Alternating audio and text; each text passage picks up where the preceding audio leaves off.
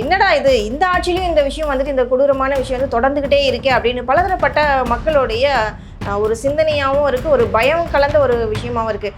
Lockup மரணம் தான் கடந்த ஆட்சியில் கூட நம்ம பார்த்துருப்போம்.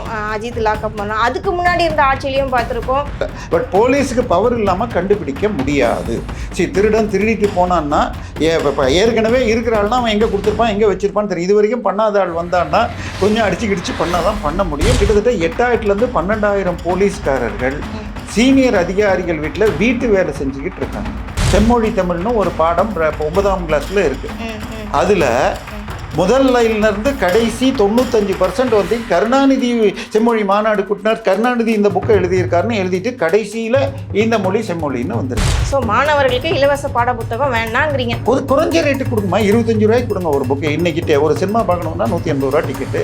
ஈவன் சாதாரண இது தியேட்டருக்கு போனால் கூட 100 ரூபாய்க்கு கீழே இருக்காது.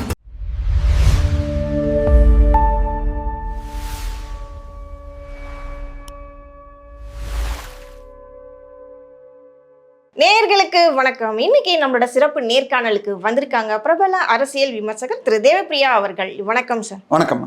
ஸோ சமீபத்தில் வந்துட்டு பார்த்தீங்கன்னா, என்னடா இது இந்த ஆட்சியிலும் இந்த விஷயம் வந்துட்டு இந்த கொடூரமான விஷயம் வந்து தொடர்ந்துகிட்டே இருக்கே அப்படின்னு பலதரப்பட்ட மக்களுடைய ஒரு சிந்தனையாகவும் இருக்குது, ஒரு பயம் கலந்த ஒரு விஷயமாகவும் இருக்குது. அது என்னன்னு பார்த்தீங்கன்னா லாக்அப் மரணம் தான்.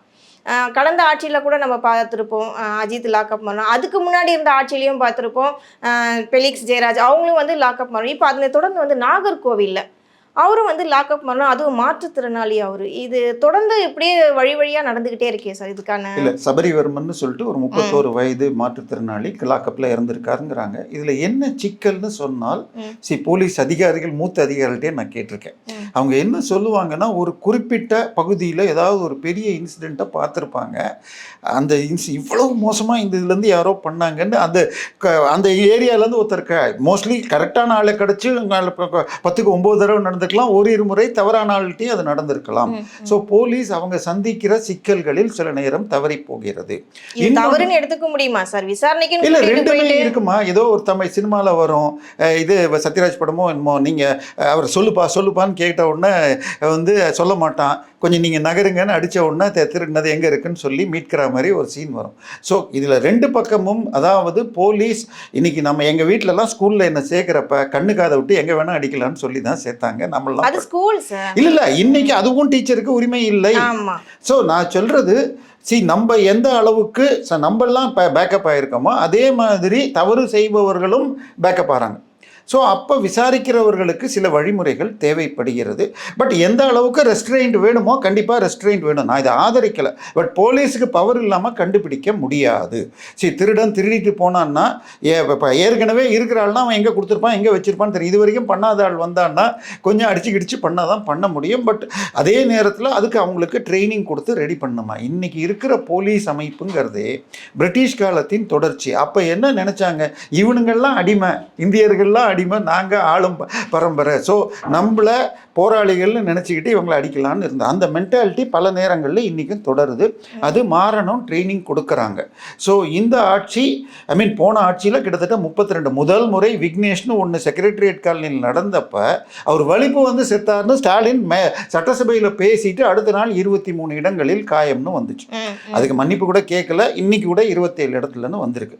ஸோ ஃபர்ஸ்ட் டிகிரி டார்ச்சர் பண்ணாமல் வேறு எப்படி விசாரிக்கிறதுங்கிறத ட்ரைனிங் கொடுத்து பண்ணணும்.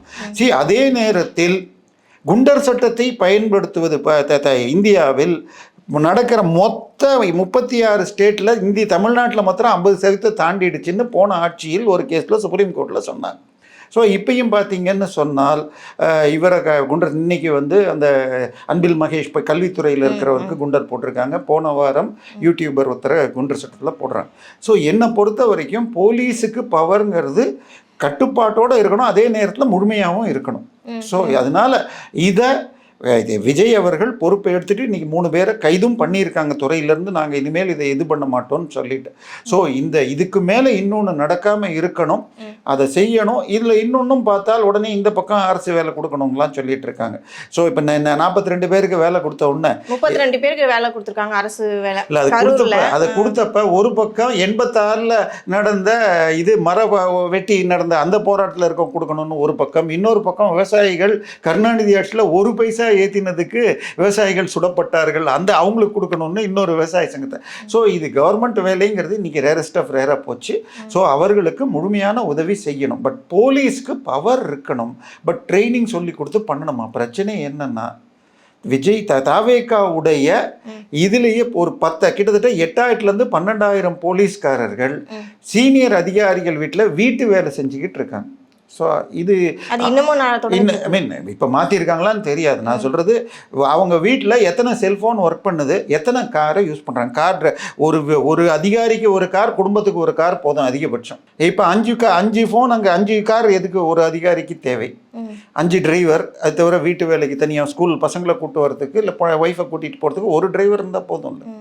ஸோ இதெல்லாம் நடக்குது. ஸோ இதெல்லாம் தடுக்கணும். ஸோ இப்போ இது இன்றைக்கி உடனடியாக 3 பேர் கைதுங்கிறது ஒரு வரவேற்கத்தக்க ஸ்டெப்பு.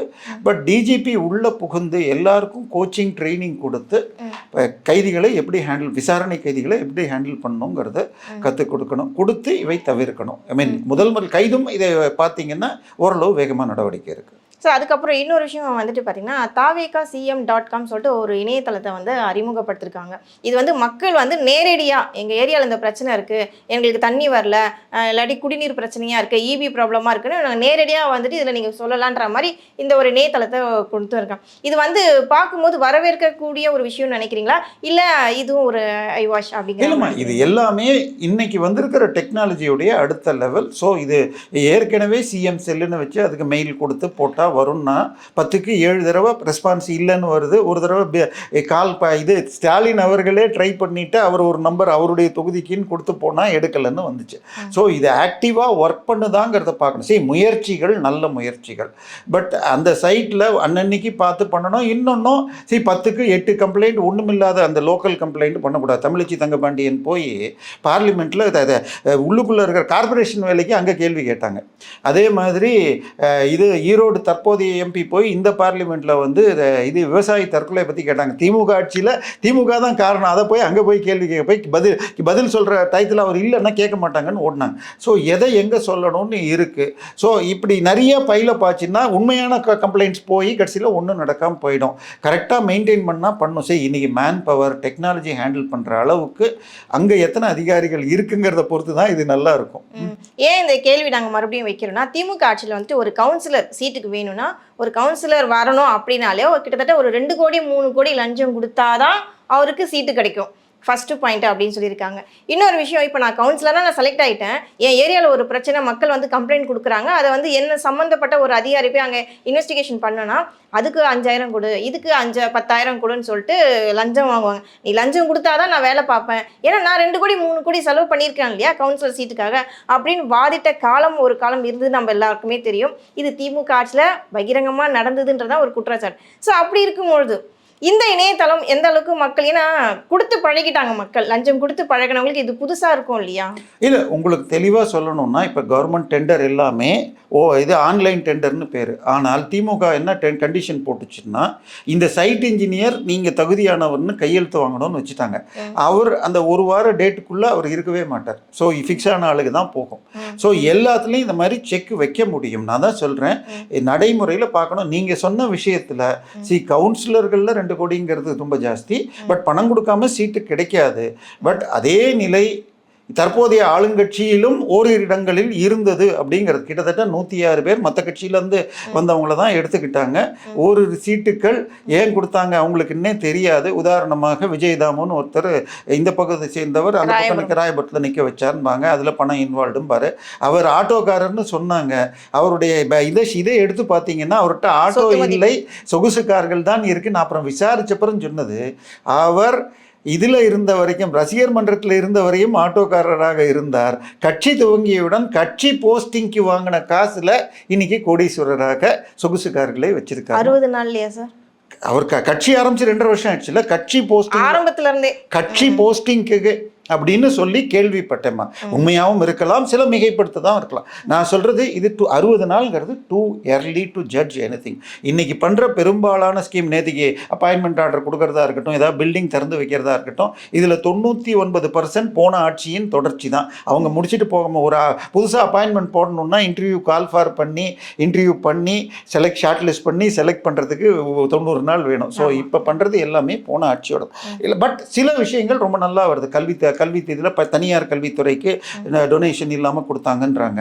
எஸ்ஆர்ஓக்கள் டிரான்ஸ்ஃபரில் பைசா வாங்கலை, இப்போ வந்தால் பண்ணித்தராங்க அப்படின்னு வருது. சில செய்திகள் நல்லா இருக்குது. அதே நேரத்தில் இப்போ தினமலர், ஜூனியர் விகடன், இதிலெல்லாம் தினகரனில் அந்த இது அதிலெல்லாம் சில இந்த ஊரில் இந்த அலுவலகத்தில் லஞ்சம் வாங்கப்படுகிறதுன்னு அதிகாரிகள் அல்லது தவேகா கட்சியினர் யார் பேரோடு வருகிறது.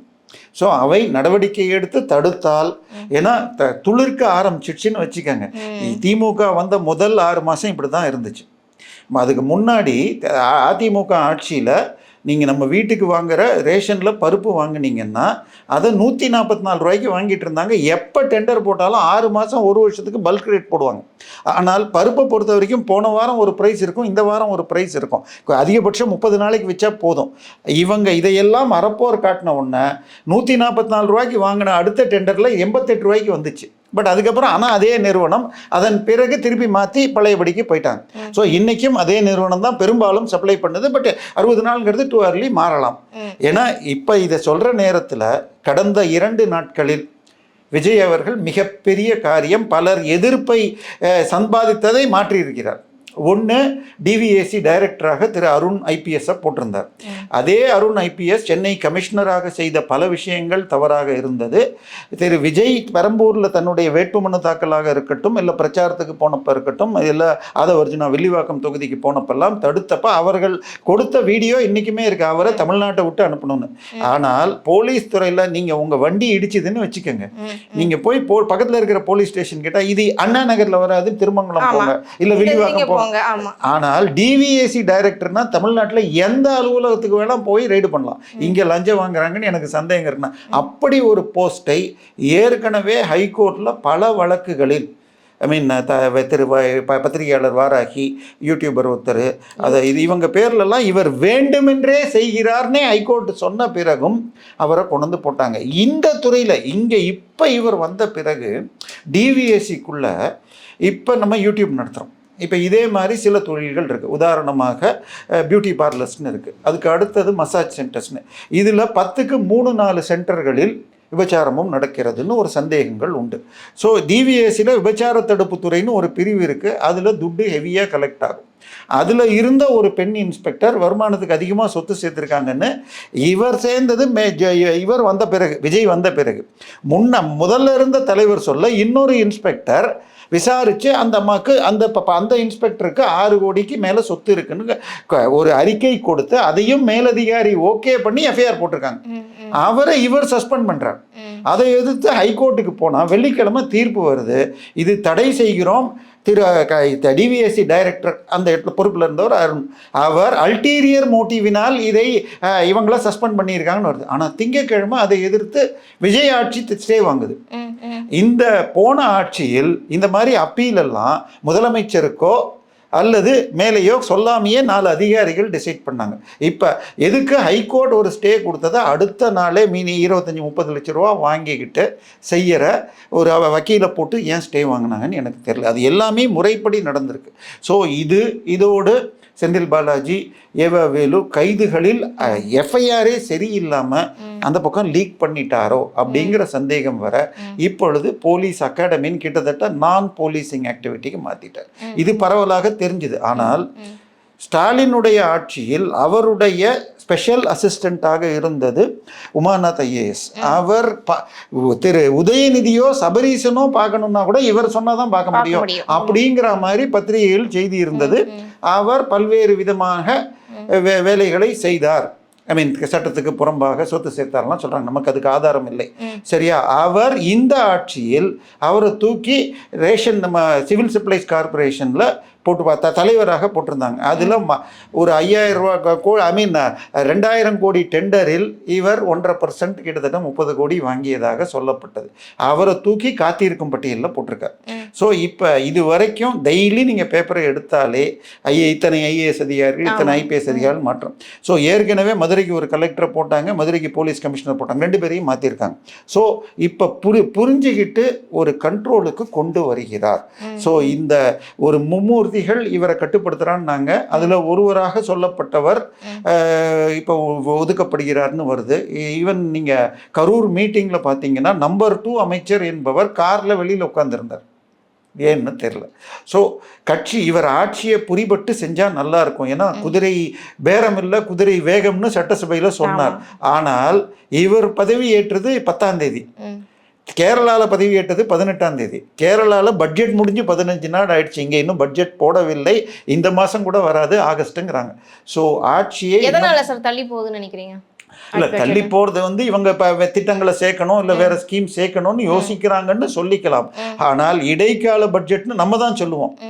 அதுக்கு ஆக்சுவலாக பேர் வந்து ஓட்டான் அக்கௌண்ட்டுன்னு தான் பேர். ஒரு 3 மாதத்துக்குள்ள வரைக்கும் சம்பளம் கொடுக்கறதுக்கு முக்கியமான விஷயத்துக்காக ஓட்டான் அக்கௌண்ட்டுன்னு பாஸ் பண்ணணும். ஸோ ஏப்ரல் மே ஜூன் தான், ஜூலை ஃபர்ஸ்ட் வீக்குக்குள்ளே பண்ணணுங்கிறது தான் சாதாரணமான நடைமுறை. இப்போ ஜூன் இவர் இதில் பதவி ஏற்று மே 10 பதவி ஏற்று மே முடிஞ்சு ஜூன் முடிஞ்சு ஜூலை வருது, இன்னும் பண்ணலங்கிறப்ப ரொம்ப மெதுவாக இருக்கிறது. ஸோ இன்னும் கொஞ்சம் வேகம் பிடிக்கணும். அதான் நம்பிக்கை தருகிறது, ஆனால் இன்னும் வேகம் வேணும். ஓகே சார், இன்னொரு விஷயம் வந்துட்டு இப்போ தமிழ்நாடு பாடநூல் கழக தலைவராக வந்துட்டு லயோலா மணியை வந்துட்டு தேர்வு பண்ணியிருக்காங்க தமிழக வச்சு. இதுக்கு முன்னாடி வந்து திண்டுக்கல் யூனி சார் இருந்தாங்க, அதுக்கு முன்னாடி வளர்மதியம். இப்போ இவங்களோடய கம்பேர் பண்ணும்போது இவர் வந்து டோட்டலி நியூ தானே லயோலா மணி?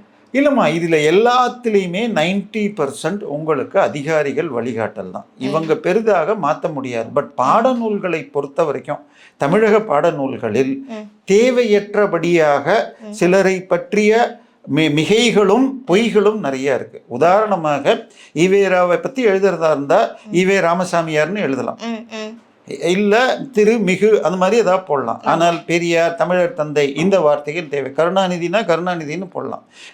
செம்மொழி தமிழ்னு ஒரு பாடம் 9ஆம் கிளாஸில் இருக்கு. அதில் முதல் லைன்லேருந்து கடைசி 95% வந்து கருணாநிதி செம்மொழி மாநாடு கூட்டினார், கருணாநிதி இந்த புக்கை எழுதியிருக்காருன்னு எழுதிட்டு கடைசியில் இந்த மொழி செம்மொழின்னு வந்திருக்கு. ஸோ இப்படி தனிப்பட்ட வகையில் அவர்களை கருணாநிதின்னு தான் படிக்கணும், அண்ணாதுரைன்னு தான் படிக்கணும். நீங்கள் அறிஞர்னு கூப்பிடுங்க, என்ன வேணால் கூப்பிடலாம். பட் மாணவர்கள் பாட புத்தகத்தில் படிக்கும் பொழுது அது வந்து பரப்புரையாக இருக்கக்கூடாது. அதுக்கப்புறம் பொய்கள் இருக்கக்கூடாது. ஆரிய திராவிட இனவாதம்லாம் பொய்த்து போய் பல காலங்கள் ஆகிவிட்டன. ஸோ அதெல்லாம் தடுக்கப்படணும். தலைவராக யாரை போட்டாலும் பிரச்சனை இல்லை. பட் அவர்கள் இன்ஃப்ளூயன்ஸ் பண்ணுறாங்களா, வேகமாக நடக்குதா? ஏன்னா இது வந்து குழு ஒன்று தயாரித்து இவங்க மேற்பார்வை தான் பார்ப்பாங்க. சில கைட்லைன்ஸ் கொடுக்கலாம். ஆனால் கரெக்டாக ஸ்கூல் திறக்கிற பண்ணிக்கு ஸ்கூல் புக்கு கொடுக்கணும். பெரும்பாலான வருடங்களில் அது பண்ணல. இன்னும் இலவசமாக கொடுக்கறது எனக்கு உடன்பாடு இல்லை. குறைஞ்ச ரேட்டில் கொடுக்கணும். ஐ மீன் அப்போ தான் மாணவன் பத்திரமா வச்சுப்பான். ஏழை பிள்ளைகள்லாம் இருக்காங்களே, ஏழை பிள்ளைகள்ங்கிற வார்த்தைக்கு அர்த்தம் இல்லைம்மா. நான் சொல்கிறது இன்னைக்கு சென்னையில் குடிசைகளே கிடையாது. நான் சொல்கிறது உங்களுக்கு ஒரு ரூமுக்கு ஒரு லைட்டு, ஒரு ஃபேன் 60 வாட்ஸ், ஒரு டியூப் லைட் 20 வாட்ஸ், 80 வாட்ஸ், ஒரு பெட்ரூம், ஒரு கிச்சன், ஒரு இது பெட்ரூம், இது இருந்தால் 80 வாட்ஸ் 3 ரூமுக்குன்னு வச்சுக்கிட்டா 12 மணி நேரம் யூஸ் பண்ணிங்கன்னா 3×8 24 240 இது 1 மணி நேரத்துக்கு 12 மணி நேரத்துக்கு யூஸ் பண்ணிங்கன்னா 3 யூனிட்டு கீழே. ஒரு ஃப்ரிட்ஜுக்கு யூஸ் பண்ணால் 1 யூனிட், 4 யூனிட் போட்டிங்கன்னா ஒரு வருஷத்துக்கு 4 யூனிட் ஒரு நாளைக்கு, 1 யூனிட்டு அயர்னு பாத்ரூமுக்கெல்லாம் வச்சுக்கிட்டா கூட 5 யூனிட் 30 நாளைக்கு 150 யூனிட். 150 யூனிட்டுக்கு கீழே மேலே 1 யூனிட் ஒரு மாதத்துக்கு யூஸ் பண்ணுறவங்க யாருக்கும் எந்த இலவசமும் கூட கிடையாதுன்னு சொல்லுங்கள். 150 யூனிட்டுக்கு மேலே இன்னமும் கூட வீட்டு வேலை செய்கிறவங்க அம்மாக்களும் இருக்காங்க. நான் தான் சொல்லிட்டேன், 150 யூனிட்டுக்கு மேலே அவங்க யூஸ் பண்ணினால் கூட குடிசை வீட்டில் இருக்கிறவங்க, குடிசை இல்லை நாங்கள் ஒத்துக்கிறோம். இப்போ எங்கேயுமே குடிசை வீடு இல்லை, நாங்கள் ஒத்துக்கிறோம். நான் 150, நான் சொல்கிறது இது 150. 12 மணி நேரம் ஃபேன் தேவையா? 12 மணி நேரம் எல்லா லைட்டையும், நான் 12 மணி நேரங்கிறது கம்மி கிடையாது. சரியா? இது 150 யூனிட் வேணும். 150 யூனிட்டுக்கு மேலே யூஸ் பண்ணுற வீட்டை சேர்ந்தவர்களுக்கு இல்லை ரெண்டு பேர் சம்பாதிக்கிறாங்கன்னு வச்சுக்கோங்க. ஒருத்தர் மாத்திரம் ஒருவர் சம்பாத்தியத்தில் 150 யூனிட்டுக்கு மேலே யூஸ் பண்ணாங்கன்னா அவங்களுக்கு கிடையாதுன்னு சொல்லுங்கள். நான் சொல்கிறது ஏதாவது இப்போ 200 யூனிட் ஃப்ரீ சொன்னப்போ 500க்கு மேலே யூஸ் 2 மாதத்துக்கு 500னா 1 மாதத்துக்கு 250. நான் சொல்கிறது 150 இது பெண்களுக்கு இப்போ 2500 இம்ப்ளிமெண்ட் பண்ணணும்னு சொல்லியிருக்கீங்க. இப்போ நேற்றைய தினம் பிஜேபி மகாராஷ்டிராவில் 1 கோடியே 50 லட்சம் பேருக்கு 1500 கொடுத்ததில் 99 லட்சம் பேரை நீக்கியிருக்காங்க. இது மாதிரி நீக்கிட்டு உண்மையான தேவை இருக்கிறவங்களுக்கு கொடுங்க. இப்போ பஸ்ஸு, லேடிஸ் பஸ்ஸு ஃப்ரீ. நான் சொல்கிறது ஒரு இந்த இதில் இருக்குதுன்னு வச்சுக்கோங்க. அதுக்கு பேர் என்ன, ஒயிட் போர்டு நிற்கிற பஸ் ஸ்டாப்பில் தான் இருக்குது. அங்கே ஸ்கூலோ காலேஜோ. அந்த டீச்சருக்கு 70,000லேருந்து 1.5 லட்சம் சம்பளம். அவங்களுக்கு அது தேவையா? ஸோ இதை தடுத்தாதான் தகுதியானவர்களுக்கு பாத்திரம் இருந்து பிச்சையிடுன்னு சொல்லி பழமொழி இருக்குது. இதை குறைச்சாலே இப்போ இந்த 1 கோடியே 30 லட்சம் பேர் கொடுக்கறத ஒரு 25 லட்சம் பேர் கொடுத்தா கண்டிப்பாக தேவை இருக்கும். அதை விட்டுட்டு எல்லாருக்கும் கொடுக்கறது. ஏன்னா இந்த கலர் டிவி ஸ்கீம் வந்தப்பயே இது தப்பானவர்களுக்கு போனது ஒன்றா கட்சிக்காரெல்லாம் கேட்டோன்னே எல்லாருக்கும்னு மாற்றினார். 2000 ரூபாய்க்கு அந்த டிவி வாங்கினாங்க. ஆனால் டாலர் 30 ரூபா இருக்கிறப்ப வாங்கிட்டு இப்போ 90 ரூபாய்க்கு கட்டினா கிட்டத்தட்ட அன்றைக்கி 5000 கோடிக்கு வாங்கினதுக்கு வட்டியோட 50,000 கோடியாக திருப்பி கட்டுவோம் கடனை. அந்த கடனை நம்மக்கிட்ட வேற விதத்தில் வாங்குவாங்க. சரியா? நான் சொல்கிறது தகுதியானவர்களுக்கு மட்டும் கொடுக்கணும். அதுக்கு ஏதாவது ஒரு கண்டிஷனை வைக்கணும். என்னை பொறுத்த வரைக்கும் கரண்ட்டுங்கிறது ஒரு சரியான விஷயமா இருக்கும். 150 யூனிட் ஒரு மாதத்திற்கு. நான் இதையும் போட்டேன், ஃப்ரிட்ஜ் வரைக்கும் சேர்த்துருக்கேன். ஃப்ரிட்ஜ் இருக்கிற வீடு ஸோ அதான் நான் சொல்லிட்டேன். 5 யூனிட் ஒரு நாள் 30 நாளைக்குன்னு போட்டிங்கன்னா ஃப்ரிட்ஜு, 3 லைட்டு, 3 ஃபேனு, அயர்ன் பண்ணுறது வரைக்கும் கூட பண்ண முடியும். சரியா? லிபரலாக யூஸ் பண்ணால் அது வேறு விஷயம். நான் சொல்கிறது ஸ்ட்ரிக்டாக கரெக்டாக யூஸ் பண்ணால் தாராளமாக இதில் வரும். கிட்டத்தட்ட இன்றைக்கி இருக்கிற 2 கோடி கனெக்ஷனில் 1 கோடி கனெக்ஷன் 150 யூனிட்டுக்குள்ளே தான் இருக்குது. அதை கரெக்டாக செக் பண்ணி நிறுத்தினாங்கன்னா முடியும். ஸோ மாணவர்களுக்கு இலவச பாட புத்தகம் வேணாங்கிறீங்க. குறைஞ்ச ரேட்டு கொடுங்கம்மா. 25 ரூபாய்க்கு கொடுங்க ஒரு புக்கு. இன்றைக்கிட்டே ஒரு சினிமா பார்க்கணுன்னா 180 ரூபா டிக்கெட்டு. ஈவன் சாதாரண இதில் தியேட்டருக்கு போனால் கூட 100 ரூபாய்க்கு கீழே இருக்காது. ஸோ நான் சொல்கிறது இலவசம் தவிருங்க, கரெக்டான நேரத்தில் கொடுங்க. பாட புத்தகத்தில் தவறான தகவல்கள், புகழ்ச்சி போய் ஸ்கூலில் போய் ரைடு பண்ணுறேன்னு விஜய் படம் எங்கங்கிறதெல்லாம் தேவையில்லை. அதெல்லாம் மாணவர்கள் புரிஞ்சுப்பாங்க, தெரிஞ்சு அவங்க புரிஞ்சு தான் ஓட்டு போட்டிருக்காங்க. நீங்கள் பண்ண வெறுப்பு தான் வரும். போன ஆட்சியில் அவர் அப்பான்னு கூப்பிடு இதுன்னு சொல்லி அது வெறுப்பானது. ஸோ நீங்கள் நல்ல விஷயங்களை தானாக போகும், கெட்ட விஷயங்கள் எளிதாக மக்கள் மனதில் பதிஞ்சு ஓட்டு போடுறப்ப போடுவாங்க. சரி சார், இப்போ இன்னொரு விஷயம் என்னன்னா, இடைத்தேர்தல் வரப்போகுது நமக்கு. இப்போ இந்த இடைத்தேர்தலில் கம்யூனிஸ்ட் கட்சியை சேர்ந்தவங்க எல்லாம் என்ன பண்ணுறாங்க, நாங்கள் தனித்து போட்டியிட போகிறோம் அப்படின்ட்டு ஒரு அறிக்கையை விட்டுருக்காங்க. இப்படி தனித்து, ஏன்னா அவங்களுக்கு ஒரு 2 சீட்டு 4 சீட்டு தான் கிடச்சிருக்கு கூட்டணி கட்சிக்குள்ளே. ஸோ அப்படி இருக்கவங்க தனித்து போட்டிட்டாங்கன்னா தன்னோட பலத்தை நிரூபிக்க முடியும்னு நினைக்கிறீங்களா? இல்லை, கம்யூனிஸ்ட் நீங்கள் சொன்ன மாதிரி நேரடியாக சொல்லலை. நாங்கள் இருக்கிறது இதுதான், ஒரு சப்போர்ட்டு தான் கொடுக்குறோம், கூட்டணியில் இல்லை. வரும் இது முனிசிபாலிட்டி தேர்தலில் தனியாக நிற்போம். முனிசிபல் தேர்தலில் இன்னொன்று அவங்களுக்கெல்லாம் என்னென்னா, விஜயுடைய இந்த தேர்தலில் பெரும்பாலும் பணத்தினால் வெற்றி பெற முடியவில்லைங்கிறப்ப முனிசிபல் தேர்தலில் 2000-3000 ஓட்டு ஒரு கவுன்சிலருக்குன்னு இருந்ததுன்னு வச்சுக்கோங்க. ஸோ பணம் இல்லாமல் முடிஞ்சால் நம்ம ஆளுங்க நிறைய ஜெயிச்சா அடுத்த முறை நீங்கள் சொன்ன 4 சீட்லேருந்து இன்க்ரீஸ் பண்ணுறதுக்கு வாய்ப்பு இருக்குன்னு ட்ரை பண்ணுறாங்க. என்னை பொறுத்த வரைக்கும் 2 கட்சிகள் தான் தேசிய அளவில் இருக்கணும். மாநில கட்சிகளே என்னை பொறுத்த வரைக்கும் தேவையில்லை. காங்கிரஸ் ஒரு பக்கம், பாரதிய ஜனதா ஒரு பக்கம்னு இருந்தால் தான் நல்லா இருக்கும். அதை விட்டுட்டு தேசிய மாநில கட்சி வந்தால், மாநில கட்சிகள் நான் காவேரி தரமாட்டேம்மா, இது விசிக தலைவரை கேட்டப்பட்ட கர்நாடகாவில் இருக்கிற விசிகா கொடுக்காதுன்னு சொல்லுவோம், நாங்கள் கொடுப்போம்னு சொல்லணும், கேட்போம்னு சொன்னால் இதுக்கு அர்த்தம் இல்லை. பொறுப்போடு நடந்துக்கணும்.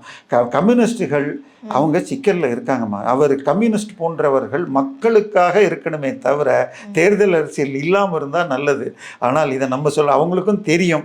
ஏன்னா 1957 முதல் 60கள்னு வச்சுக்கோங்க, 60லேருந்து 2026 வரைக்கும் ஒரே நேரத்தில் 3 ஸ்டேட்டில் இல்லை 2 ஸ்டேட்டில் இல்லை 1 ஸ்டேட்லேயாவது கம்யூனிஸ்ட் ஆட்சி இருந்தது. இப்பொழுது ஒன்று கூட இல்லை, கம்யூனிஸ்ட் முக்த இந்தியா வந்துடுச்சு.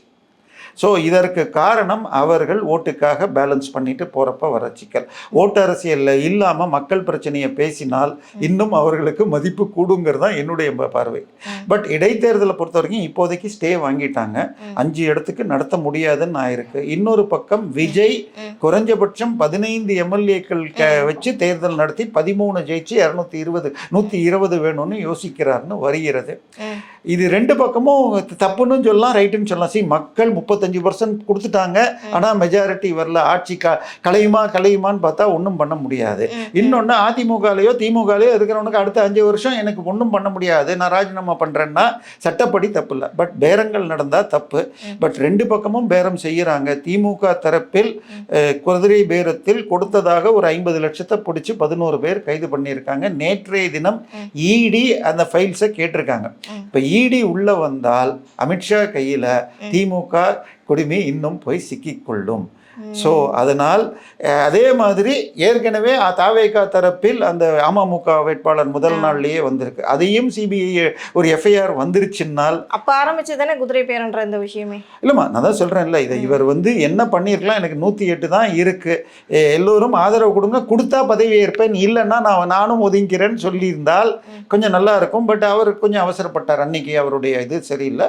பட் மக்கள் இதில் இன்னொன்று, இந்த 108னால திமுகவும் அதிமுகவும் எந்த நிலைக்கு வேணா இறங்குவாங்க அப்படிங்கிறதும் மக்களுக்கு தெரிஞ்சிடுச்சு. ஆனா இப்போ எடப்பாடி ஐயா நான் அது மாதிரி பேசவே இல்லைன்ட்டு மறுதலிச்சு சொல்லிட்டு இதே எடப்பாடி இதுல போய் பாண்டிச்சேரியில போய் நல்ல செய்தி வருகிறதுன்னு பத்திரிகை ஹெட்டிங் வந்துச்சு. உள்ளுக்குள்ள பேசினது நமக்கு தெரியாது, உள்ளுக்குள்ள சொன்னதாக நல்ல செய்தி வருது, நாம எதுக்கு விஜய்க்கு ஆதரவு தரணும், நீங்களே அமைச்சராக முடியும்னு ஃபுல்லா பேசியதாகவும் நாங்க வெளியில இருந்து ஆதரவு கொடுக்குறோம்ன்ற பேச்சு வந்தது நம்ம பார்த்தோம். அதனால இப்போ நம்ம எடப்பாடி அதுக்கப்புறம் தம்பிதுரை பேசியிருக்கார். அதன் பிறகு இவர் அங்கே ஒரு செய்தி தொடர்பாளர் ஒருவர் சொன்னார், எல்லாருமே ஆட்சி அமைப்பதற்கு போகுதுன்னு சொன்னாங்க, கம்யூனிஸ்டுகளும் சொல்லியிருக்காங்க. ஸோ இல்லைன்னு சொல்கிறது ஈஸிமா. ரூமுக்குள்ளே நடந்தது வருகின்ற தகவல் 100க்கு 90% எப்பயுமே கரெக்டாக இருக்குது. 1-2 மிகைப்படுத்தி வரலாம். இந்த விஷயத்தில் தெளிவாக நடந்ததுன்னு எல்லாருக்கும் தெரியுமா. ரொம்ப நன்றி சார். பல விஷயங்கள் மக்களுக்கு புரிகிற மாதிரி சொன்னீங்க. தொடர்ந்து பேசுவோம். நன்றி, வணக்கம் சார்.